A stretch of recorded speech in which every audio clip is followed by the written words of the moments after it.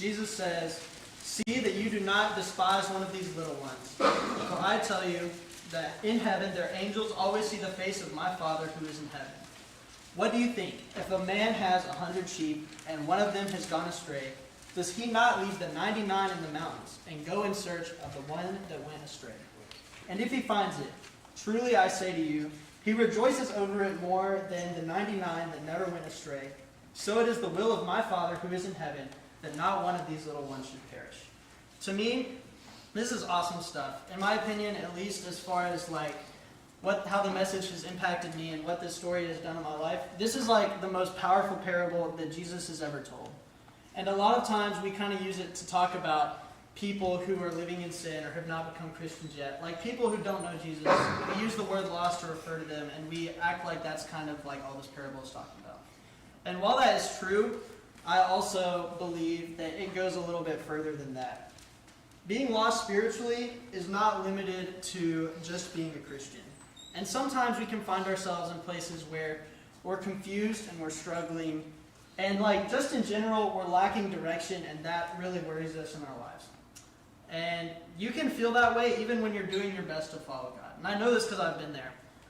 And it's a weird time for a lot of us. We're all in college. Whack stuff is going on. Our plates are full all the time. We've got a bunch of big life decisions that we have to make that are not fun and they're really scary. And it's really easy to feel like you're lost in your life as well. And I'm going to take a wild guess and say that a good chunk of you guys are either there right now or you have been there in the past. And even sometimes at FC, it's really weird because when you feel like you're struggling and you have a lot of direction in your life, and you go around to these Bible studies and to Sowers and at school, and you see all of these people that kind of look like they're thriving, it's easy for you to feel like you're isolated and alone. And guess what? That is exactly what Satan wants all of us to see. Because he wants to get one sheep away from the 99 other ones, because it's a lot easier for him to get one by itself than to get all 100 together. And I think that Jesus has got something like this in mind when he uses this illustration for two reasons. One, it is a lot harder for Satan to get us when we're all together. And two, one of the reasons that the shepherd goes after the one sheep that's by itself is not only because he loves that one sheep individually, but it's also because he understands that that sheep is the most vulnerable one. So what do we do when we're vulnerable? What are we supposed to do? When we're lost and afraid, the simple answer is to look to Jesus. And if it was that simple, I would just get out of here and let you all go to bed, because that's definitely what you're going to do when I get done. But it's not. It actually is that simple, but we are the ones who make it not that simple. Jesus is out there reaching out his hand, and sometimes, you know what, we just don't reach back. And why is that? The first thing, believe it or not, is sometimes we just don't want to. And that sounds so bad. And when you think about it that way, you're like, yes, of course I want to reach back out at Jesus. What else am I supposed to do? But the reality is, we just slap Jesus' hand away sometimes. I'm not proud of it, but I've done it. We all probably do it a lot. Sometimes it can be sin in our lives we can't let go of. It can be anger. Or sometimes, this is a big one for me, it can be not wanting to let go of your control of your life. Sometimes you can say, Jesus, you know what? I see what's going on, but I kind of want to be in control of my life right now. And at face value, that doesn't sound like it's terrible, but what if we ran that back and we said, Jesus, I see your grace, and I see that you're reaching out to me, you want to help me, you want to guide me in my life, but let me just take that grace and put it to the side, or better yet, why don't I just shove that grace back at you, because right now, I don't want it. Wow, that sounds super, super bad. But it's honestly the same thing as what we just said when we said, I just want to be in control. And guys, we got to let go of that. It's a big deal, giving yourself up to Jesus and giving up your control of your life. It's a hard thing to do, and I understand that. I struggle with it every day. But it's something that we all have to do, even though it's hard. The second thing is different, but it's also rooted in the way that we see ourselves. The first reason I talked about was we see ourselves and we think, I can be in control of my life and I don't need Jesus to guide me. I don't need God to help me, whatever. The other, like on the flip side, it's super different, but it's just as dangerous. We can think that we're not good enough. If there's one thing that gets me emotional or in my feelings talking about the Bible, it's that there is nothing that we could ever do to deserve the grace that Jesus offers us. We were all so lost in sin, and God sends His Son, and He volunteers, like, out of the goodness of His heart, to come down, live on earth instead of living in heaven, and to die for all of us. And like, we didn't do anything. And we're always shoving Jesus' grace back in His face. We're making Him feel rejected and all of this stuff that's terrible. And He went through all of the stuff that He went through just for us to do that to Him. And that's like super powerful to me. And, I have to wrestle with that sometimes. There are two ways that we can take this idea of us never being able to deserve what Jesus has done for this. One way is we can take it... my notes are gone. One way we can take it is a way that really captures how beautiful and how amazing the gospel is. And there is another way that is literally like the words of Satan. So there's this really bipolar dichotomy of ways we can take this. The first way I'm going to talk about is the bad one. We've got to save the best for last anyways. But the first one, Satan wants us to think that we don't deserve Jesus' love and we're not good enough for it. And he wants us to just quit. There's a phrase that we use a lot when we're talking about relationships and stuff like that, that says, we accept the love that we think we deserve. While that's true in relationships, I also think that that's true between us and God. Sometimes God's love can be something that it's hard to accept because I know that I can never repay Him in a way that would make me earn anything close to what He's given me. And sometimes we'll look in the mirror, I'll look at myself, and I'll say, wow, I am stupid, I fail all the time, I let God down, I'm arrogant, I get angry, I do all of these things. And, it's hard to not look at God and be like, why would He want to save this? Or better yet, there are 99 people at FC or at Sowers or at church or in my life or whatever that if I were God, I'm saving over me. Dude, that is not you talking to yourself. That comes from nowhere good. Dude, that is Satan right there. We know we don't deserve God's grace. That's why it's called grace. But Satan knows that too. And he wants to make you feel like you're not good enough for God and to push Him away because of that. Instead, we do need to see that we don't deserve God's grace and we can never earn it. But being insecure about that is not going to help our relationship with God. We got to see this as the beauty of the gospel. And a passage that I think captures that really well is John chapter 10. The fact that we can't earn what Jesus has done to us, for me, is like one of the most beautiful and powerful parts of the message of the gospel. I'll wait for y'all to finish flipping. I cheated. I got my phone. Matthew chapter 10, starting in verse 14. Jesus says, I am the good shepherd. I know my own, and my own know me. Just as the Father knows me, and I know the Father, and I lay down my life for the sheep. And I have other sheep that are not of this fold. I must bring them also. They will listen to my voice, so there will be one flock, one shepherd. For this reason, the Father loves me, because I lay down my life, that I may take it up again. No one takes it from me, but I lay it down of my own accord. And I have authority to lay it down, and I have authority to take it up again. This charge I have received from my Father. This is the kind of love that Jesus has for us. And I feel like a really powerful element of this is when Jesus talks about the shepherd laying down his life for his sheep. Tell you what, if I had 99 sheep and something's coming to get me, I'm bailing out on the sheep. The sheep have never really done anything for me to make me want to lay down my life for them. And after all, they're just animals, and I'm a person. But that's not what Jesus says.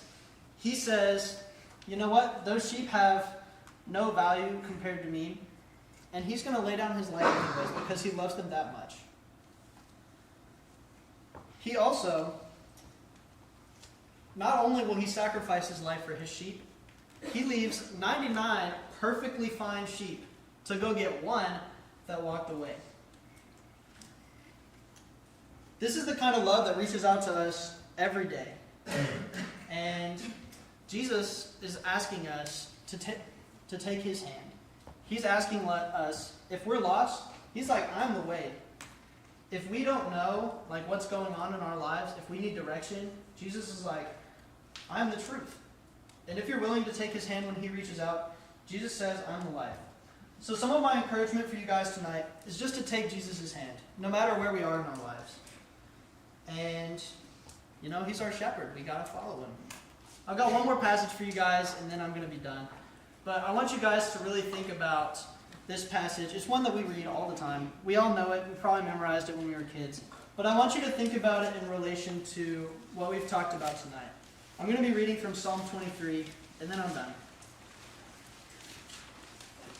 Psalm 23. The Lord is my shepherd. I shall not want. He makes me lie down in green pastures. He leads me beside still waters. He restores my soul. He leads me in paths of righteousness for his name's sake.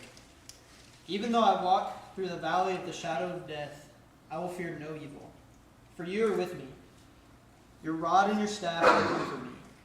You prepare a table before me in the presence of my enemies. You anoint my head with oil. My cup overflows. Surely, goodness and mercy shall follow me all the days of my life, and I will dwell in the house of the Lord forever. Thanks, guys.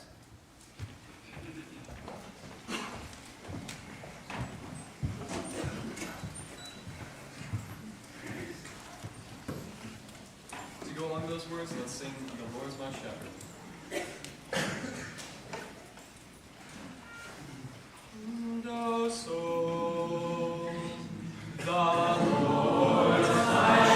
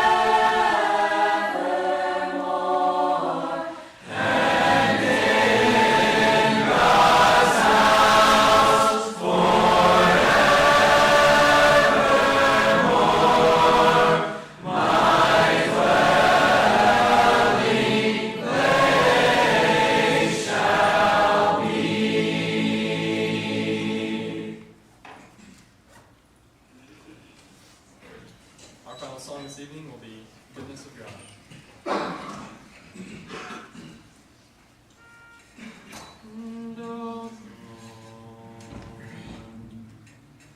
I love you, Lord. Oh, your mercy never fails me. All my days I've been held in your hands. From the moment that I wake up until I lay my head, I will sing of the goodness of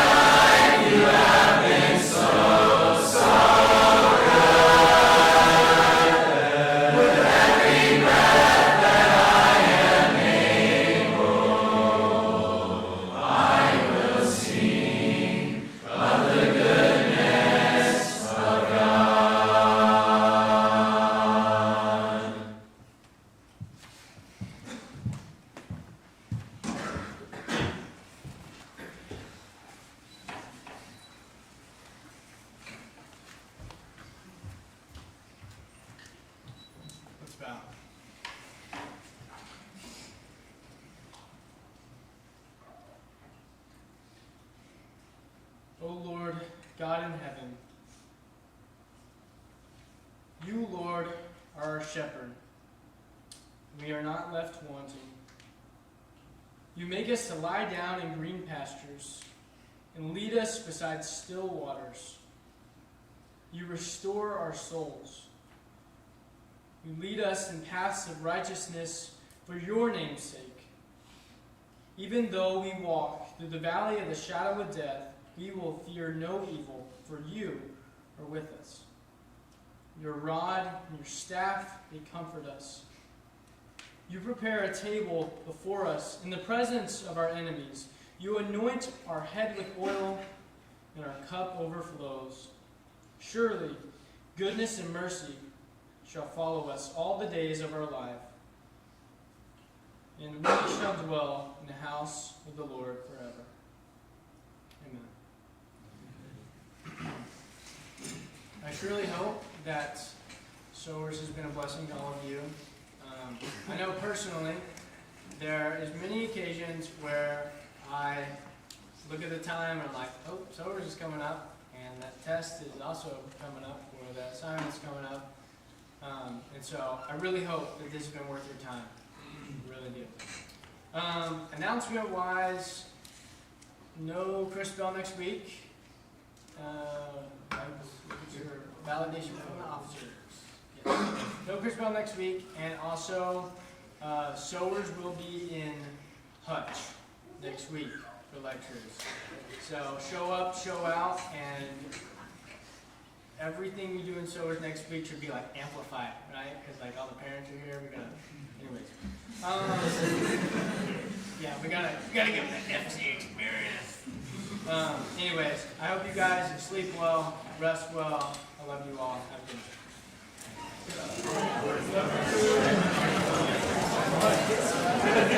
night.